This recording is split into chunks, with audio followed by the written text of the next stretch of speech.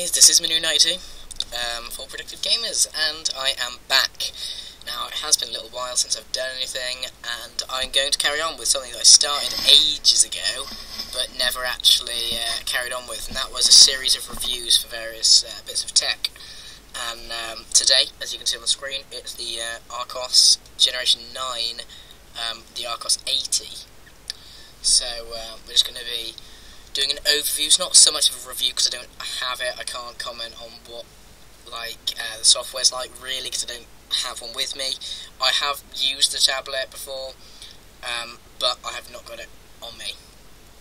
So basically, I'm going to tell you what's in it, what is good, and possibly some of the downsides. Not that I know of many. However, if you watched, or if you've seen me comment on some of the stuff that I did before on the Arnova 7 Generation 2, I had a problem with that and it broke, which wasn't great. So, yeah.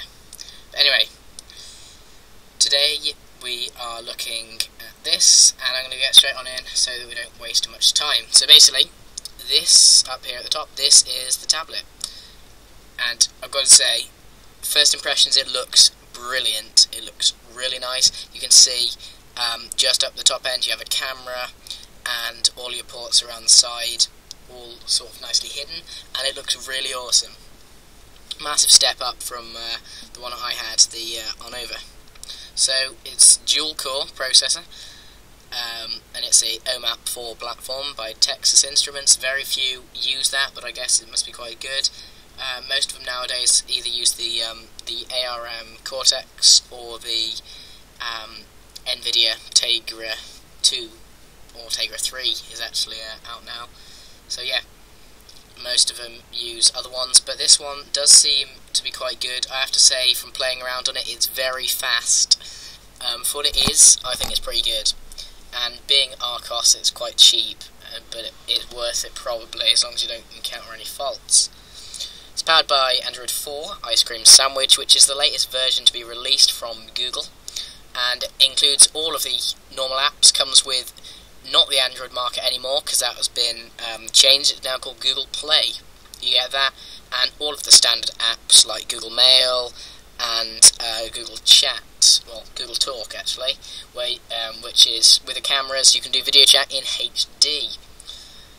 You can have as many applications as you want, really, with 3D graphics, because it's powerful enough with the Texas Instruments processor to actually run that. Now this thing's really cool. The 3G dongle, as it were, you can pull out a little socket on the back of the tablet and then slide that in, and so it doesn't look like it's there, but it gives you 3G, and although you pay for that on a contract, it's pretty cool. Apart from all that, as usual, being Archos, because they do a lot, if I show you just here, this is all of the MP3 players that they do. They have multimedia in plenty of formats, and they give you massive storage as well, 250 gig up to. Usually I think there's an 8 gig model, and then you can pay for maybe £50 or £100 more. You can get the 250 gig version, which is enough to hold 40 movies in full 1080p HD, which you can run. You get the full internet, Google Chrome, I think it's Google Chrome at least. That comes with it. Sorry, got a bit of a tickly cough. And you get their version of Office, which is, if I go on here, it's called Pixel Smart Office, and that's all pre-installed, and you can edit Word, Excel, and PowerPoint files. So you can work on the move. They've also GPS navigations. They've all got GPS modules, and that's all there, which is pretty awesome. As I was talking about the 3D games, you can run all the latest ones, and you can download thousands of free and paid-for games in Google Play, so they actually need to change that. If you're watching Archos, you've got to change Android market to Google Play. The media experience is pretty much the same as with all Archos. It's very good, because that's what they're renowned for. They're not really renowned for tablets, but they've made touchscreen MP3 players for years. Absolutely years. and they were never that famous, and they still aren't really. Now they're brilliant for budgets, but if you've got like £400 lying around, you should probably just get an iPad. Anyone says anything about tablets, it's going to be the iPad that comes out on top. But these are just budget alternatives for those that don't want to, or don't have the money to spend on really expensive novelty. Well, not really novelties, but luxuries, more like. Not everyone can afford those. So yeah, this is, you can use Google+, that's the social network, and that's all HD in 720p HD front camera, and as I was talking about the Google Mail, you get all of the stuff all built in. It looks a bit like this sort of layout on the screen looks a little bit like Windows 8, a little bit. Maybe that's what they based it on, I don't know.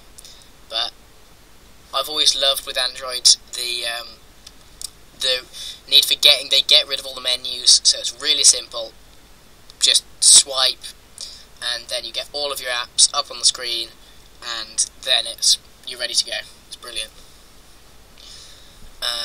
Yeah, and apparently that 1.5 GHz processor is faster than the Tegra 2, so it's actually supposedly better than my Advent Vega. So yeah, I think this is another page. I'm basically just reviewing quite quickly everything that's on this, so you don't have to. It's much easier just to watch a video, pretty much. So basically, on to the tech specs. Now, you don't necessarily have to follow all this bit intently, just because it's quite... not everyone will know what I'm talking about.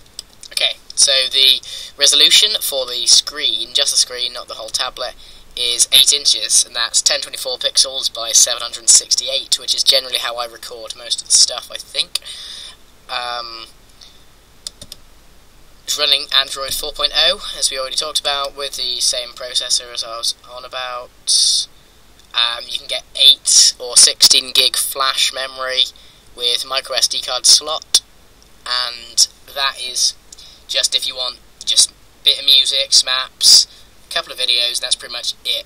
But if you want loads, head for the 250 gig version. It's only about 50 quid or so more, so it's not going to make too much difference, and it's well worth it.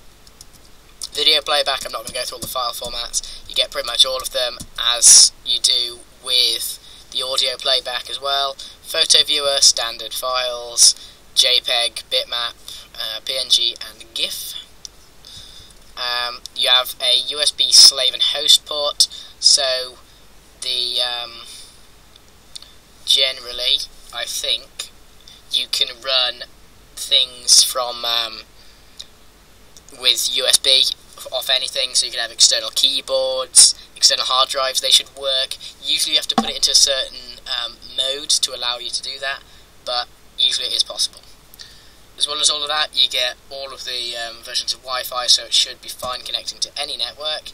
2.1 Bluetooth, it's got built-in GPS and speakers, it's got accelerometer, compass, and as with most of the recent Archos things, you get a little kickstand built into it, which is pretty awesome. And you get a microphone as well, built-in, internal one. It's lithium-ion batteries, as everything is now. You wouldn't want it to be using AA, otherwise it would be really massive. According to this, you can update from the website just by downloading the latest image, it's known as, and then just a bit of small print. And all of this, I'm going to wrap it up hopefully within the next 30 seconds or so, all of this to buy is only £199, which is an absolute bargain. 8 gig, I mean, you're getting way more than a iPod Touch, and for like £10 more, you get the same as the entry-level one, but you get like a 3 times bigger screen, and that really does matter. According to this, it's only actually, in fact, this isn't right, some of this data, it's not what they said before, but I think it has been upgraded. I think they did release like a sort of second generation of the same tablet and just kept under the same thing, although there is a G9 Turbo, not sure what that means. But the 250 gig model is £250. So for an extra 50 quid, you get a lot more memory. So I'm going to pretty much wrap it up like that. Hope you've enjoyed this video, and it's just a little bit of an insight into what tablets you can get on a budget, because it's quite helpful, and I just do it because I enjoy it. So hope you found this interesting, and we'll have way more reviews now because I really want to get into doing this again. So thank you guys for watching, and we will see you in the next video.